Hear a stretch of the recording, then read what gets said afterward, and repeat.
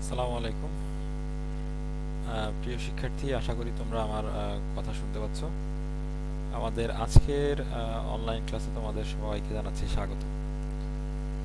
আমাদের আজকের অনলাইন ক্লাসটি আমাদের একাদশ শ্রেণীর শিক্ষার্থীর দের উদ্দেশ্যে। তো আমাদের আজকের ক্লাসটিকে বিশেষ ক্লাস বলা যেতে পারে। সেটা হচ্ছে যে গতকালকে আমি স্টুডেন্টদেরকে কিছু কোশ্চেন করেছিলাম যে তোমাদের কোনো অংশে যদি সমস্যা থাকে তাহলে সেটা আমার সাথে শেয়ার করার জন্য। তো যাই হোক, আমি তেমন সাড়া পাইনি, তবে আজকে আমি বেশ কিছু স্টুডেন্টের কাছ থেকে কোশ্চেন পাচ্ছি যে তাদের কিছু সমস্যা আছে। তো আমি সেই সকল সমস্যাকে সামনে রেখে সেই সকল সমস্যা যাতে তোমরা খুব সহজে নিজেরা বুঝতে পারো, সেই লক্ষ্যে আজকের আমাদের ক্লাসটি পরিচালিত করতে যাচ্ছি। তো আমাদের আজকের ক্লাসে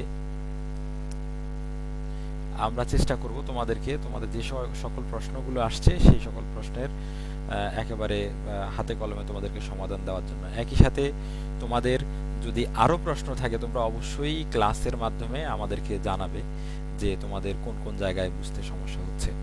তো আমাদের আজকের আলোচনায় আমরা বাইনারি যোগ বিয়োগ নিয়ে প্রথমে কথা বলবো। কারণ হচ্ছে যে বাইনারি যোগ বিয়োগটা অত্যন্ত গুরুত্বপূর্ণ আমাদের সিলেবাস অনুসারে। সেটা হচ্ছে আমরা যখনই যে কোনো অন্য সংখ্যা পদ্ধতির সংখ্যাকে যোগ বিয়োগ করব, সেটা হচ্ছে আমরা চাইলে, যদি বিশেষ নির্দেশনা দেওয়া না থাকে, আমরা চাইলে সে মানে ডেসিমালে কনভার্ট করে নিয়েও সেটা করতে পারি, বা আমাদের অক্টাল বীজগণিত বা হেক্সাডেসিমাল বীজগণিতের নিয়মে আমরা করতে পারি। কিন্তু যদি বলা থাকে যে দুইয়ের পুরো পদ্ধতিতে আমাদেরকে যোগ বা বিয়োগ করতে, স্পেশালি বিয়োগ করতে, তো সেক্ষেত্রে আমাদেরকে কি করতে হয়, বাইনারিতে এনে সেই যোগ বিয়োগের কাজ করতে হয়। তো সেই বিষয়টা নিয়ে তোমাদের আমি বেশ কিছু প্রশ্ন গতকালকে পাই, ইভেন আজকেও কিছু স্টুডেন্ট আমাকে প্রশ্ন করে। তো সম্পূর্ণ বিষয়টা বোঝানোর জন্য আমরা আবার বাইনারি বীজগণিত থেকে শুরু করতেছি। মানে ব্যাপারটা হচ্ছে অলরেডি যে এই জিনিসগুলো ক্লাসে আলোচনা করা হয়ে গেছে, কিন্তু তারপরেও তোমাদের বোঝার সুবিধার্থে আমি আবার মানে পুনরায় আলোচনাগুলো করতেছি, এবং আমি বিশ্বাস করি আজকের আলোচনার মাধ্যমে তোমাদের এই কনসেপ্টগুলো ক্লিয়ার হয়ে যাবে। তো চলো ক্লাসে শুরু করা যাক। আমরা আজকের আলোচনায় বাইনারি সংখ্যাগুলোর যোগ বিয়োগ করার যে মূল নিয়ম, সেটা পাশাপাশি কিছু উদাহরণ সহ আমরা আলোচনা করব। সবার আগে যে আলোচনা, সেটাতে আমাদের থাকবে বাইনারি যোগের আলোচনা। তো আমরা এখানে দেখতে পাচ্ছি একটি কলাম, যেখানে হচ্ছে আমাদের যে বাইনারি সংখ্যা 0 এবং 1 সেগুলোর একটা কম্বিনেশন দেওয়া আছে, 4টা কম্বিনেশন। এবং কলাম 2 তে আমাদের হচ্ছে আরো 4টা কম্বিনেশন দেওয়া আছে। এখন কম্বিনেশনগুলো হচ্ছে এরকম যে যেহেতু আমাদের বিট হচ্ছে দুইটা, 0 এবং 1, তো আমরা যদি এটা যোগ এবং বিয়োগের জন্য কম্বিনেশন চিন্তা করি, তাহলে আমাদের থাকবে হচ্ছে 4টা যে প্রয়োগেবল অপশন। একটা হচ্ছে 0 0 অপশন, মানে আরেকটা কেস হচ্ছে 0 1, আরেকটা হচ্ছে 1 0, আরেকটা হচ্ছে 1 1। তো এই 4টা অপশনের ক্ষেত্রে বাইনারির যোগের ক্ষেত্রে আমাদের কি হয় আমরা দেখি। সেটা হচ্ছে যখন নাকি আমার 0-র সাথে 0-র যোগ হবে তখন রেজাল্ট হবে 0, সেটা সাধারণ বীজগণিতের মতো। 0-র সাথে যদি 1-এর হয় সেক্ষেত্রেও হবে 1, সেটাও সাধারণ বীজগণিতের মতো। আর 1-এর সাথে 0 হয় সেটাও 1। কিন্তু এখানে যেটা বিশেষ ব্যাপার, সেটা হচ্ছে 1-এর সাথে 1 যখন আমরা যোগ করব তখন আমাদের কি হবে, যে যোগফল হবে 0, কিন্তু হাতে ক্যারি 1 থাকবে। এটা সাধারণত আমাদের হচ্ছে 10-এর ক্ষেত্রে হয়। যখন আমরা 9 যোগ 1 যোগ করি 1 হয়, তখন আমাদের হয় 10, তখন কি হয়, যোগফল হয় 0, হাতে থাকে 1, আমরা বলি কি ক্যারি 1। তো এই জিনিসটা হচ্ছে একে একে যখন যোগ করব বাইনারির ক্ষেত্রে, সেটা হচ্ছে হবে 10। তো বাইনারিতে তো 10 বলে কোনো কথা নাই, বাইনারিতে একে একে যখন যোগ হবে সেটা হবে 0, তবে ক্যারি থাকবে 1। এই যে নিয়মটা, এটা হচ্ছে বাইনারি যোগের একেবারে মূল নিয়ম। এবং এই নিয়মটা যদি আমাদের বড় বাইনারি বিটের যদি কম্বিনেশন না হয়, তাহলে এই এতটুকু দিয়েই আমরা সম্পূর্ণ বাইনারির ক্যালকুলেশন শেষ করতে সক্ষম হব। আমরা উদাহরণের মাধ্যমে সামনে আলোচনা করি। ধরা যাক আমাদের এই সংখ্যাটা, এখানে আমরা একটু রেজাল্ট একটু সরিয়ে দিই, আমরা জাস্ট এখানে চিন্তা করি। এখানে চিন্তা করলে আমাদের যে ফর্মুলা, সেটা অনুসারে কি হয়, যে 1 এবং 1 এই দুটো যদি যোগ করি তাহলে যোগফল হবে 0, হাতে থাকবে 1 বা ক্যারি হবে 1। তখন এই একটা কি হবে, এই একটা প্রথমে এই 0-র সাথে আবার যোগ হবে। তো 0-র সাথে যদি যোগ হয়, তাহলে আমরা আগে সিচুয়েশন কি ছিল, যে 0-র সাথে যদি যোগ হয় তাহলে আবার এই কে, যে 0 যোগ 1 তাহলে সমান সমান আবার 1 হবে, হাতে কিছু থাকবে না। তো ঠিক তেমনি আমরা যদি এখানে চলে আসি, যে আমাদের এই জায়গাতে এসে 0 সাথে 1 যোগ হয়ে কি কি হয়েছে, এক হয়েছে, হাতে কিছু নাই, কিন্তু আমরা বসাইতে পারতেছি না কেন? কারণ হচ্ছে যে আমাদেরকে এবার উপরের একের সাথে ক্যালকুলেশন করতে হবে। তো আমার শূন্য আর একে যোগ করে কি হয়ে গেল, এক হয়ে গেল, কিন্তু এই একের সাথে ক্যালকুলেশন যখন আমরা করব তখন হয়ে যাবে 10। তাহলে আমরা এখানে কি করলাম, প্রথম যোগে আমরা পাইলাম কত, শূন্য, পরের যোগে পাইলাম 10, তো টোটাল সংখ্যাটা হচ্ছে আমাদের 100। এখন এটা যদি আমরা নর্মাল বীজগণিতে করতাম তাহলে কি হইতো, যে 11 যোগ 1 সমান সমান হইতো 12, কিন্তু এটা যখন আমরা বাইনারিতে চিন্তা করব তখন এটার যোগফল হচ্ছে 100। আমরা আরেকটা এক্সাম্পল দেখার চেষ্টা করব, সেটা হচ্ছে আমরা এই যে এখানে দেখলাম, আমরা হচ্ছে যদি চিন্তা করি, এখানে এটা হচ্ছে একটা সংখ্যা যেখানে বিট সংখ্যা হচ্ছে 3টি, বা আমরা যদি বলি এখানে অঙ্ক হচ্ছে 3টি, অঙ্কগুলো কি 1 0 1, এবং এখানে একটি সংখ্যা যার অঙ্ক হচ্ছে 3টি, কি কি 1 0 0। এখন আমরা বাইনারি বীজগণিতের নিয়মে যদি যোগ করি তাহলে প্রথমে কি হবে, 1 এবং 1 যদি যোগ করি তাহলে হবে 10। তো 10 হইলে এখানে হবে একটা শূন্য, হাতে থাকবে কত, 1। এখন এই একটা এসে পরের সময় কি হবে, এই শূন্যর সাথে যোগ হবে, তাহলে 1 আর 0 যোগ করলে কি হবে, যে আমরা একটু আগে যেটা দেখাইছিলাম, 1 আর 0 যোগ করলে 1 হবে, হাতেই ক্যারি থাকবে না, থাকবে না। তাহলে এবার 1 আর 0 যোগ করলে আবারও 1, তাহলে এখানে বসে যাবে 1। তাহলে আমাদের প্রথমে কি থাকতেছে, এখানে হচ্ছে 0, এবার এখানে থাকতেছে 1, হাতে কোনো ক্যারি আছে নাই। তাহলে এবার 1 আর 0 যোগ করলে 1, তাহলে আমাদের আনসারটা আমরা দেখে নিই কি 110। তাহলে আমরা এখানে যদি 110 বলতে বাইনারিতে আমরা এটাকে বলবো 110, কিন্তু এটা যদি আমাদের নরমাল বীজগণিত হইতো তাহলে কি হইতো, 101 যোগ 1 সমান সমান 102 হইতো। তাহলে আমরা আশা করি যে বাইনারির পার্থক্যটা বুঝতে পারতেছি। আমরা আরেকটা এক্সাম্পল দেখার চেষ্টা করি। এবার এখানে কি দেখা যাচ্ছে, এখানে বিটের সংখ্যা অনেক বেশি, তো আমরা এই জন্য আমাদের হচ্ছে যত বড় সমস্যা হবে আমাদের কমপ্লেক্সিটিটা তত সহজে কেটে যাবে আর কি। আমরা যদি চিন্তা করি তাহলে 1 এবং 1 যদি যোগ করি তাহলে হবে কত, 0, হাতে থাকবে 1। এবার ওই 1 এ হাতের 1 এ আর হচ্ছে এই 0 যদি আমরা যোগ করি তাহলে কি হবে, 0 আর 1 1। এখন এই 1 এখন সে রেজাল্ট আমরা উপরের সাথে এখনো কনসিডার করি নাই, তাহলে এবার যদি উপরের সাথে কনসিডার করি তাহলে 1 আর 0 হবে 1। তারপরে কি হবে, আবার তারপরে এখানের মধ্যে আমাদের হাতে কি কোনো ক্যারি আছে, কোনো ক্যারি নাই। এবার আবার 1 আর 1 যোগ করলে 0, ক্যারি থাকবে 1। তখন কি হবে, যে এই 1 আর আবার হাতের 0 যদি আমরা যোগ করি তখন হবে কত, 1। আবার যদি উপরে আমরা এটাকে কনসিডার করি তখন হবে কি, 1 এর সাথে 0 যোগ করলে 0।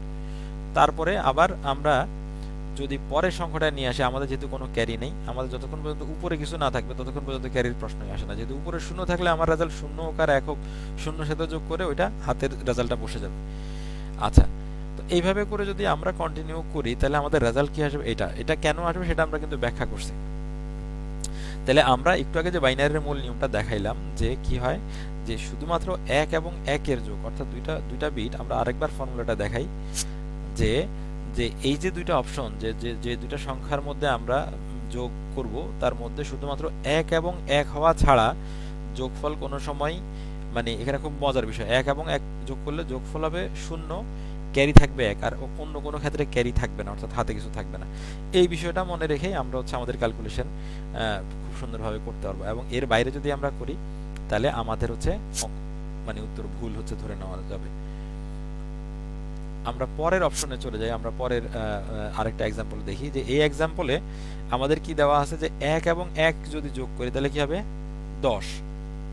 তো 10 এর এখানে হবে 0, হাতে কত থাকবে 1। এবার এখানে আছে 1, 1 আর 1 যখন যোগ করব তাহলে কি হবে, 10, তাহলে 0 হবে, 0 হবে, কিন্তু 0 আমরা বসাবো না কেন, উপরে আমরা এখনো কনসিডার করি নাই। তাহলে এই হাতের 1 আর হচ্ছে যে এখানে 0 মিলে কত হবে, 1। তাহলে হাতে কি থাকবে, হাতে কিছু থাকবে, হাতে কিছু থাকবে না। তাহলে এবার হচ্ছে যে 0 আর 1 যোগ করে আমাদেরকে মানে ঠিক আগের নিয়মে আমরা বসাবো। তাহলে তোমরা যেটা করবা, আমি যে প্রথম যে এক্সাম্পল দিয়ে আসছি সেই এক্সাম্পলটা যদি তোমরা মানে খেয়াল করো তাহলে কিন্তু এগুলোর রেজাল্ট তোমরা নিজেরাই হচ্ছে তৈরি করতে পারবে, এটা রেজাল্ট হবে এটা, ঠিক আছে।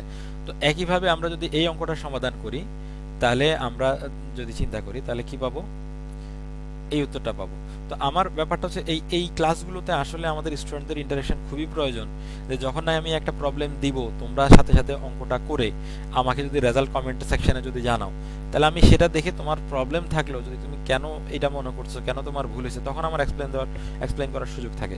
তো এখন যেহেতু তোমরা লাইভে আমি কাউকে দেখতে পাচ্ছি না, তো তো তোমাদের কাজ হবে যে যদি এই ক্লাসটা অ্যাটেন্ড করার ঠিক পরপর তোমরা যখনই দেখবা ঠিক পরপর আমাকে কোশ্চেন করবা যদি তোমাদের কোথাও বুঝতে সমস্যা হয়। তো আমি আমি আমি আমার ক্লাসের যে যেই মূল আলোচনা সেটা হচ্ছে তোমাদের মাধ্যমে উপস্থাপন করি, যেহেতু তোমাদের অলরেডি একটা পরীক্ষার সময় চলতেছে, তোমাদের যাতে রিভাইজ করতে সুবিধা হয়। তোমরা সাথে সাথে মানে আমার ক্লাসের ভিডিওগুলো যখন দেখবা আমি কিন্তু প্রশ্নের সাথে সাথে উত্তরগুলোও দিয়ে দিচ্ছি। তো সেক্ষেত্রে উত্তরগুলোর সাথে মিলাই নিবা যে তোমাদের উত্তরগুলো মিলছে কিনা। কেমন? তো এখানের মধ্যে আরেকটা বিষয়, যখন নাকি আমরা এদিক থেকে করে নিয়ে আসবো এই সেক্ষেত্রে হচ্ছে যে কয়টা বিট আছে এই ডান দিক থেকে বাম দিকে যে কয় বিট আছে ঠিক ওই বিটের পরে মানে দশমিক যেভাবে আছে ওইভাবেই বসে যাবে। জাস্ট যদি ক্যারি থাকে ক্যারি পরের সংখ্যা যাবে, ক্যারি যদি না থাকে তাহলে যাবে না। এই হচ্ছে মূল বিষয় যোগের ক্ষেত্রে। আচ্ছা, এবার আমরা বাইনারি হচ্ছে বিয়োগের ক্ষেত্রে চলে যাই। বিয়োগের ক্ষেত্রে আমরা যখন নাকি হচ্ছে যে আবার একই জিনিস যে আমাদের দুই বিটের আমাদের দুইটা সংখ্যার যদি আমরা যোগ বিয়োগ করতে যাই তাহলে আমাদের আসলে অপশন হচ্ছে চারটা। যে কেস ওয়ান হচ্ছে 0 0, তারপর হচ্ছে 1 0, তারপরে 1 1, তারপরে 0 1। এবার এখানে আমাদের রেজাল্টগুলো একটু খেয়াল করি যে এই যে আমি আমি এই নিয়মের যে অংশটা দেখাচ্ছি আমরা কিন্তু সব সময় মানে কিছু স্টুডেন্ট মাঝে মাঝে দেখায় যে 1 ইকুয়াল টু নাকি 2, হ্যাঁ, এরকম বিভিন্ন মানে উদ্ভট জিনিসপত্র প্রুফ করে ওরা বুঝায় যে না they are something special, but the fact is they have violated very very important rules of mathematics. তো তুমি যখন নাকি এই রুলগুলো ব্রেক করবা তখনই তোমার উল্টাপাল্টা রেজাল্ট আসবে, কিন্তু রুল মেলে তুমি অঙ্ক করো তোমার উল্টাপাল্টা কিন্তু কিছু আসার সুযোগ নেই।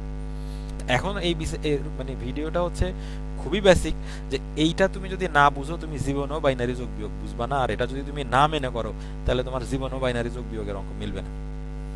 ঠিক আছে, সো ভেরি কেয়ারফুল। তো আমরা এখানে একটু দেখাই, এখানে মোটামুটি মোটামুটি হচ্ছে এটা আমাদের একেবারে হচ্ছে মানে সাধারণ যে বিয়োগ সেটার মতোই, কিন্তু স্পেশাল কেস আছে। স্পেশাল কেস কোথায় আমরা দেখাই, সেটা হচ্ছে প্রথমে 0 থেকে 0 যদি বিয়োগ করি 0 ঠিক আছে, 1 থেকে 0 1 ঠিক আছে, 1 থেকে 1 বিয়োগ করলে 0 স্টিল ঠিক আছে, কিন্তু লাস্ট কেসটা আমরা খেয়াল করি 0 থেকে যখন 1 বিয়োগ করব, 0 থেকে যদি যখন 1 বিয়োগ করব তখন আমাদের নর্মাল বীজগণিতে হয় কত, -1 হয়, কিন্তু এখানে মাইনাস হয় না। 0 থেকে 1 যদি বিয়োগ করি তাহলে আমাদের 1ই হবে। এখন এখন এই জিনিসটা হচ্ছে মাথায় নিয়ে আমাদের হচ্ছে পরবর্তী আমরা হচ্ছে যে আমাদের বিয়োগের অঙ্কে চলে যাব। তো আমি আমি এই যে নিয়মের যেই হচ্ছে যে জিনিসগুলো দেখাচ্ছি এটা বারবারে দেখতে হবে, বারবারে বুঝতে হবে এবং বারে লিখে এটা আত্মস্থ করতে হবে। এটা অনেকটা আমরা ক্লাস 6 এ যেভাবে a+b² সূত্র মুখস্থ করে আসছি, যদিও করি মুখস্থ, কিন্তু ওটা কিন্তু একটা ফরমেশন ছিল যে a+b² মানে কি a+b * a+b, অর্থাৎ a+b কে যদি a+ দিয়ে যদি গুণ a+b দিয়ে যদি গুণ করি তাহলে রেজাল্ট আসতেছে। যাই হোক, তারপরেও মুখস্থ করা বলতে যেটা বুঝাইছি যে আমরা এই ফান্ডামেন্টাল ইনস্ট্রাকশন নিয়েই হচ্ছে ম্যাথমেটিক্যাল প্রবলেমগুলো সলিউশন করতে হবে। তো আমরা কিছু এক্সাম্পলে চলে যাই। তাহলে আমরা যে কি বলছিলাম, স্পেশাল কেস শুধুমাত্র 0 থেকে যখন 1 বিয়োগ হবে সেক্ষেত্রে কি হবে, সেক্ষেত্রে হচ্ছে 1 হবে, -1 হবে না। তো আমরা একটা বিয়োগ দেখতেছি, তাহলে প্রথমে 1 থেকে 1 বিয়োগ করলে কত হবে 0, তারপরে 1 থেকে 0 বিয়োগ করলে 1, তারপরে কত 1 থেকে 1 বিয়োগ করলে 0। তাহলে রেজাল্টটা দেখি, এই যে আমাদের রেজাল্ট। ঠিক আছে, পরের এক্সাম্পলটাতে আসি। এখানের মধ্যে 1 থেকে 1 বিয়োগ করলে 0, 0 থেকে 1 বিয়োগ করলে কি হবে 1, ওই যে আমাদের স্পেশাল কেসটা 0 থেকে 1 বিয়োগ করলে হবে 1। তারপরে হচ্ছে আমাদের কোনো ক্যারি কি থাকবে, কোনো ক্যারি কি থাকবে,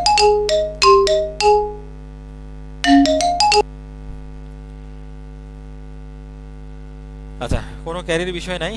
তো আমরা হচ্ছে যে তো আমরা এখানে দেখো নিচে একটা স্পেশাল নোট দেওয়া হয়েছে যে দশমিক সংখ্যা পদ্ধতিতে গাণিতিক কাজে সংখ্যার মানের দুটি অবস্থা, যে একটা হচ্ছে ধনাত্মক বা ঋণাত্মক বোঝানোর জন্য কি হয় যে সাইন থাকে না। আচ্ছা, এখন সাইন থাকে না বা চিহ্ন থাকে না, তো চিহ্ন থাকে না তারপরেও আমরা সেটা কিভাবে বুঝতে পারি, আমরা বুঝতে পারি হচ্ছে যে যখন নাকি আমরা স্পেশালি যখন নাকি আমরা মানে মানে বাইনারি বিয়োগ যখন করি, মানে যোগের মাধ্যমে যখন করি টুস কমপ্লিমেন্ট পদ্ধতিতে, তখন আমরা আসলে সেটা বুঝতে পারি। সেটা কিভাবে বুঝতে হয়, সেটা হচ্ছে যে সর্ববামের যে বিটটা থাকে সেই বিটটা যদি 0 থাকে তাহলে আমরা ধরে নেই সংখ্যাটা হচ্ছে ধনাত্মক, আর যদি সর্ববামের বিটটা যদি 1 থাকে তাহলে আমরা ধরে নেই সংখ্যাটা হচ্ছে ঋণাত্মক। এটা হচ্ছে আমাদের সাইন এবং আনসাইন নাম্বারের বিষয়। তো আমরা তাহলে দেখি, আমরা যেভাবে ক্যালকুলেশন করে আসছিলাম, আমরা আলোচনা করছিলাম হচ্ছে এতটুকু পর্যন্ত, যে যখন নাকি আচ্ছা আমরা শুরু থেকে যাই, তাহলে 1 থেকে 1 বিয়োগ করলে কত হবে 0, তাহলে 0 থেকে 1 বিয়োগ করলে কত হবে 1। তারপরে হচ্ছে কি এখানে যে 1টা সেটা কিন্তু ধার 1, এটা কিন্তু মনে রাখতে হবে।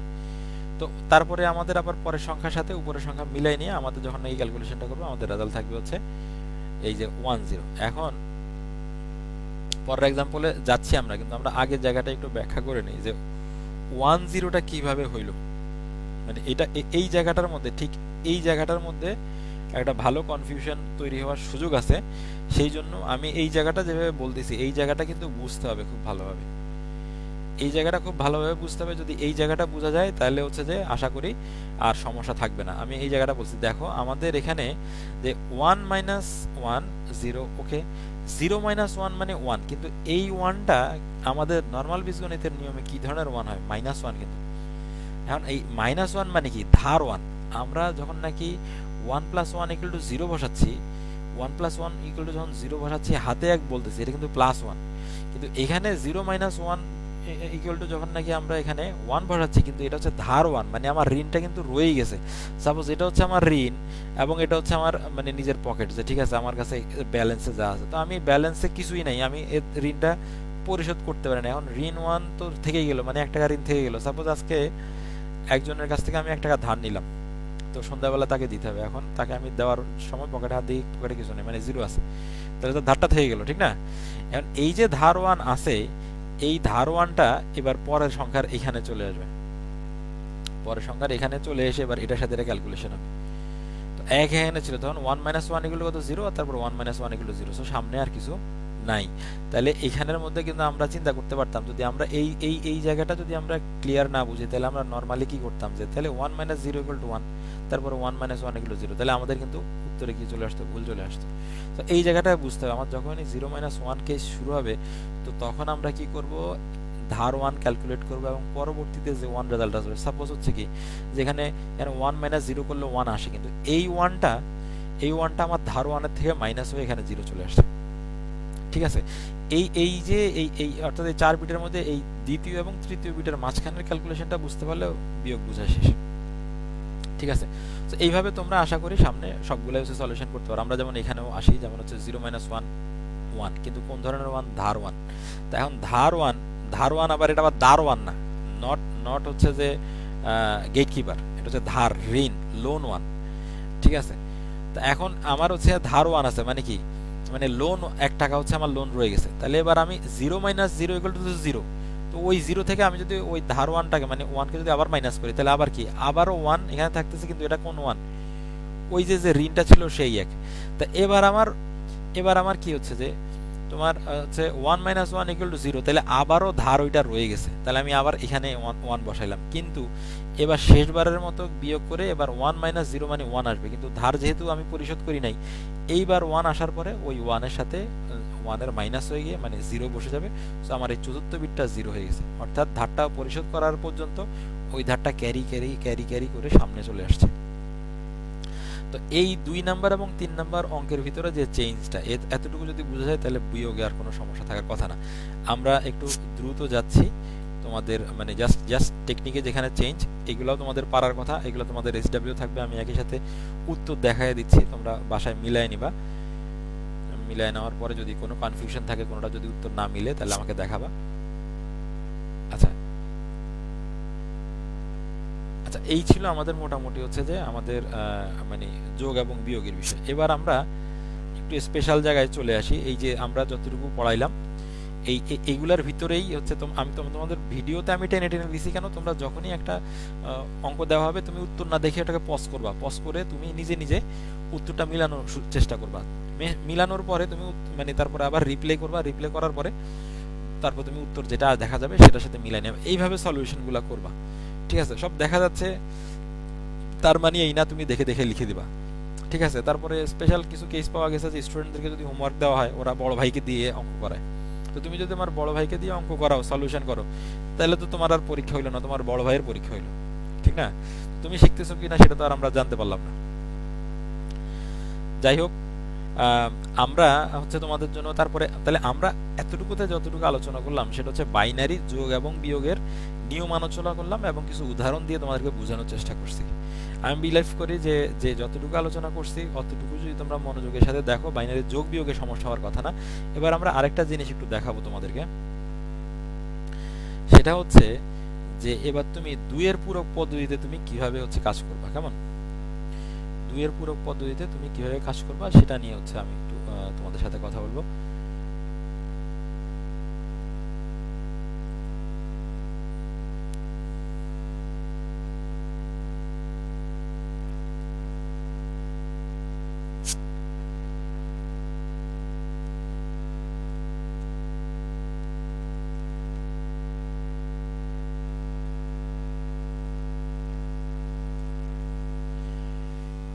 ওকে, সো দুইয়ের পূরক মানে হচ্ছে টুস কমপ্লিমেন্ট, ঠিক আছে? তো দুইয়ের পূরক পদ্ধতিতে তুমি যেভাবে কাজ করবা সেটা একটু দেখো যে দুইয়ের পূরক জিনিসটা কি।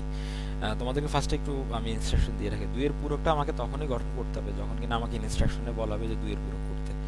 আর সেটা ছাড়া আমরা যদি যেমন বিয়োগের প্রক্রিয়াটা যদি কারো কাছে কঠিন মনে হয় তখন আমরা কি করি, যোগের মাধ্যমেও বিয়োগ করতে পারি। আমাদের দুইয়ের পূরক দুইভাবে আসতে পারে। একটা হচ্ছে যদি বলে যে তুমি দুইয়ের পূরক পদ্ধতিতে করো, সরাসরি যদি বলে দেয় তাইলেও হইলো। আর যদি বলে যে না তুমি যোগের মাধ্যমে বিয়োগ করো, তাইলেও তোমাকে দুইয়ের পূরক পদ্ধতি ব্যবহার করতে হবে। আচ্ছা, এখন এখানের মধ্যে একটা কথা হচ্ছে যে দুইয়ের পূরক পদ্ধতি আমরা কেন ব্যবহার করব?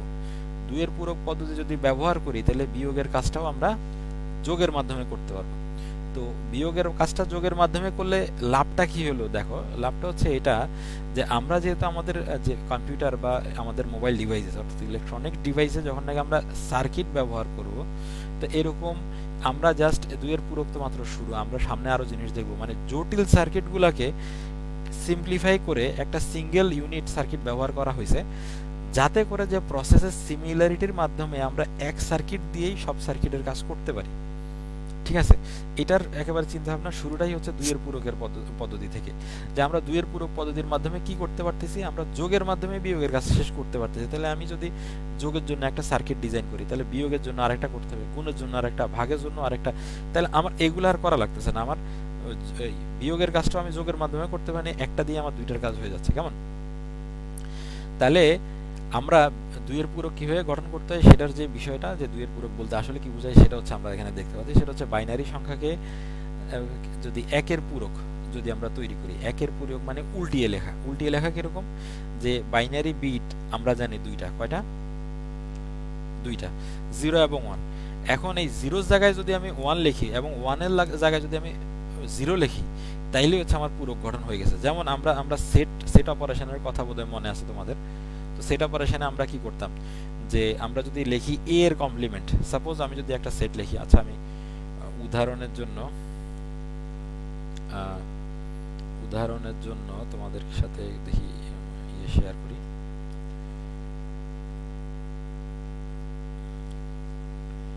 তো আমি স্ক্রিন শেয়ার করতেছি উদাহরণের জন্য, যাতে তোমাদের কাছে কিছু ম্যাথ করাইতে পারি আর কি।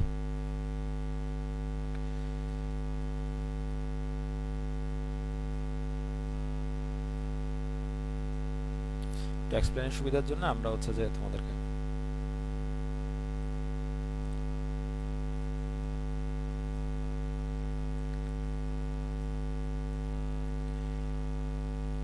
ওকে ফাইন, আমরা হচ্ছে যে এখানে একটু আমরা বোর্ড ইউজ করি। যে দেখো আমরা হচ্ছে সেট অপারেশনের কথা মনে আছে, যে আমরা যেভাবে সেটের কাজ করছিলাম আর কি ক্লাস 7 থেকে মেবি। সো আমার হচ্ছে a ইকুয়াল টু যদি একটা সেট হয়, হ্যাঁ ধরো a ইকুয়াল টু হচ্ছে একটা সেট, ধরের উপাদান হচ্ছে ধরো 1, তারপর হচ্ছে 2, তারপর হচ্ছে 3, ঠিক আছে? এ হচ্ছে একটা সেট, কেমন?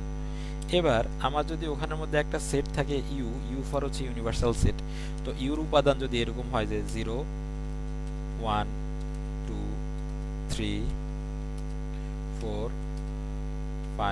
5 পর্যন্তই দিলাম। ইউনিভার্সাল সেট বলতে যে সবসময় 0 থেকে 10 পর্যন্ত হইতে হবে এমন কোনো কথা নাই। ইউনিভার্সাল সেট মানে হচ্ছে the consideration of set that we are introducing there has to be within this set। মানে যেটা আমি বলতে চাচ্ছি সেটা হচ্ছে আমরা ইউনিভার্সাল সেট বলতে সেই সেটটাকে বুঝাবো যে ওই সেটের আলোচনায় যে কয়টা সেট থাকবে তার সব কয়টা সেটই যদি ওই একটা সেটের অন্তর্গত হয় বা ওই একটা সেটের অংশবিশেষ নিয়ে হয়, কোনো উপাদানই যদি ওই সেটের বাইরের না হয়, তখন আমি ওই পার্টিকুলার সেটটাকে বলবো হচ্ছে ইউনিভার্সাল সেট। তো এখানে আমাদের হচ্ছে ইউনিভার্সাল সেট হচ্ছে ইউ। তো ইউনিভার্সাল সেট আমাদের কেন দরকার সেটা হচ্ছে, যদি আমি এখন যদি বলি যে আমি হচ্ছে যে এখন আমি লিখলাম যে একটা কনসিডারেশন এখানে হচ্ছে ইউ সেট মানে ইউনিভার্সাল সেট হচ্ছে ইউ, এবং এ হচ্ছে যে আমাদের প্রদত্ত সেট। তা এখন আমাকে যদি বলে যে ঠিক আছে আপনি ইয়া করেন, এবার এ এর কমপ্লিমেন্ট নির্ণয় করেন, আমরা এগুলা করে আসছি 9 10 করে আসছি, সাপোজ যে কমপ্লিমেন্ট অফ এ নির্ণয় করতে বলছে, আমাকে বললো কমপ্লিমেন্ট অফ এ নির্ণয় করতে, এটা নির্ণয় করতে বলছে। তাহলে আমি এটা কি করব, আমরা জানি কি, আমরা জানি হচ্ছে কি তখন আমরা কি করব যে মূল যে সেট আছে ওখান থেকে এর মানটা বাদ দিয়ে দিব, ঠিক না? তখন আমরা ইকুয়াল টু এভাবে করব যে complement of A equal to, হ্যাঁ এটা ইকুয়াল টু আছে, আমরা আগের লাইনে চলে যাই।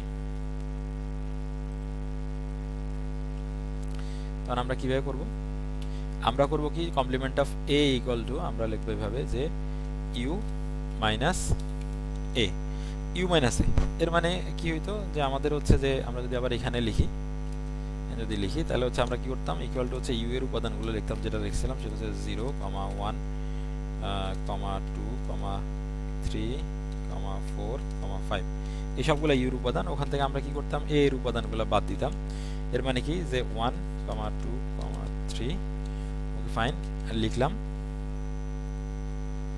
এগুলো হচ্ছে বাদ দিতাম। এখন এই বিয়োজন সেটারও কিন্তু কনসেপ্টের জিনিসটা এখান থেকে ক্লিয়ার হয়ে যাবে। সেটা কি, সেটা হচ্ছে যে আমরা একে যখন বাদ দিতাম, তো বাদ দেওয়ার সময় কি হইতো, সেটা হচ্ছে এই এর সাথে যে উপাদানগুলো মিলতো সেগুলা বাদ পড়তো, যে উপাদানগুলো মিলতো সেগুলা বাদ পড়তো। তো মিলতো সেগুলা বাদ পড়তো মানে কি, অর্থাৎ এই যে 1 2 3 এইগুলো হচ্ছে বাদ চলে যাইতো এই অপারেশনের কারণে, কিন্তু বাকি যারা আছে তারা কিন্তু থেকে যাইতো। সেটা কি, সেটা হচ্ছে যে এইরকম যে এটা রেজাল্ট হইতো এটা যে 0, হচ্ছে 4, 5, ঠিক আছে?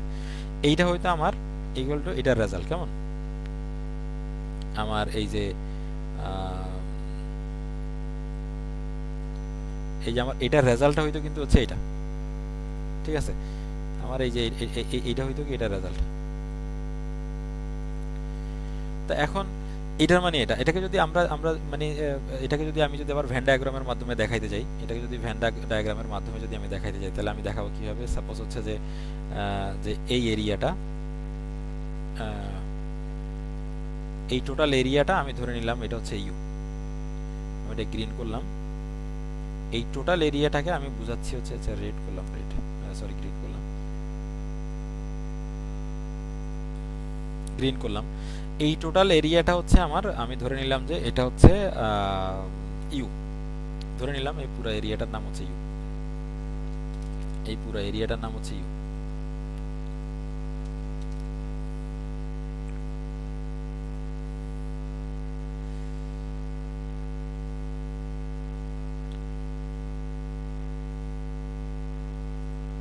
এটা দেখা যাচ্ছে না, একটু টেনে দিচ্ছি।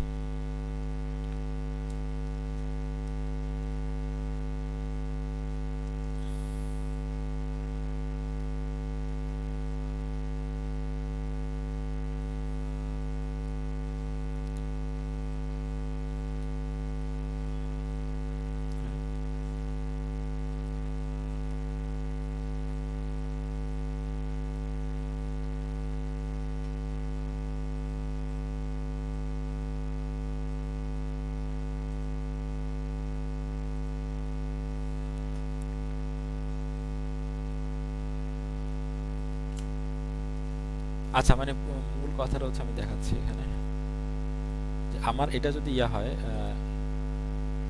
সাপোজ হচ্ছে যে এটা যদি আমার হচ্ছে যে ইউনিভার্সাল সেট হয়, ধরে নিলাম এটা ইউনিভার্সাল সেট, তো একটু ছোট করে দিই, এটা হচ্ছে আমার ইউনিভার্সাল সেট ধরে নিলাম।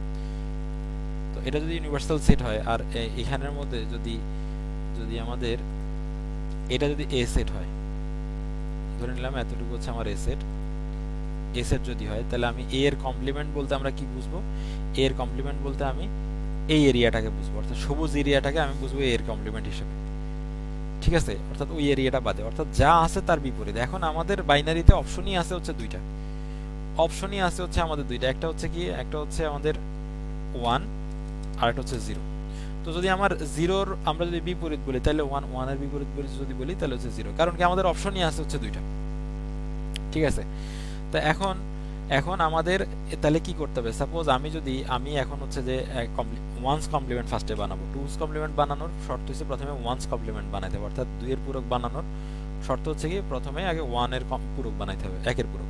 তাহলে আমি সাপোজ এখানে একটা সংখ্যা লিখলাম যে ধরুন এটা হচ্ছে আমার একটা সংখ্যা, ঠিক আছে। তো এই সংখ্যাটার একটু ফাঁক ফাঁক করে লিখি,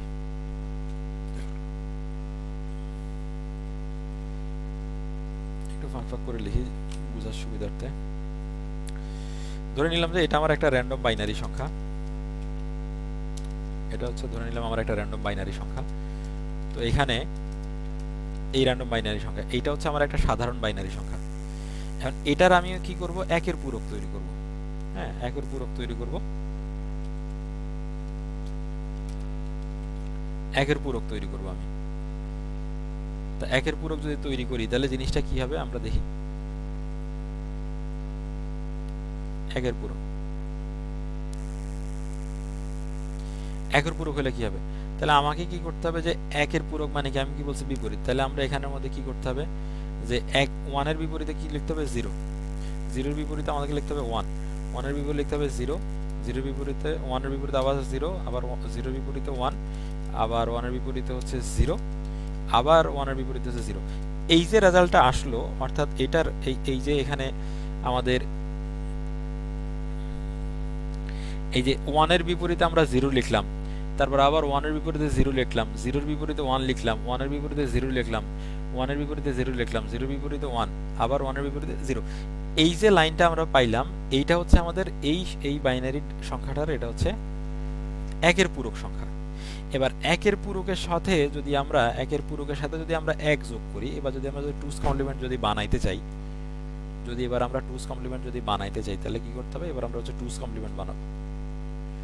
টুস কমপ্লিমেন্ট আমরা পরে লিখতেছি, টুস কমপ্লিমেন্ট আমরা পরে লিখতেছি। এবার হচ্ছে আমাকে ফর্মুলা অনুসারে কি করতে হবে, ফর্মুলা অনুসারে হচ্ছে এটার সাথে যোগ করতে হবে, 1। যদি আমি 1 যোগ করি তাহলে আমার কি হবে, যে সংখ্যাটা আমি পাবো,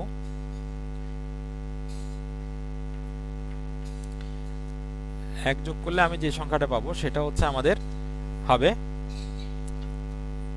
2 এর পূরক। তাহলে আমি যদি 1 যোগ করি তাহলে 1 যোগ করলে কি হবে, আমি যদি আমার এখানের মধ্যে 0 সাথে যদি 1 যোগ করি, 0 সাথে যদি 1 যোগ করি এখানের মধ্যে,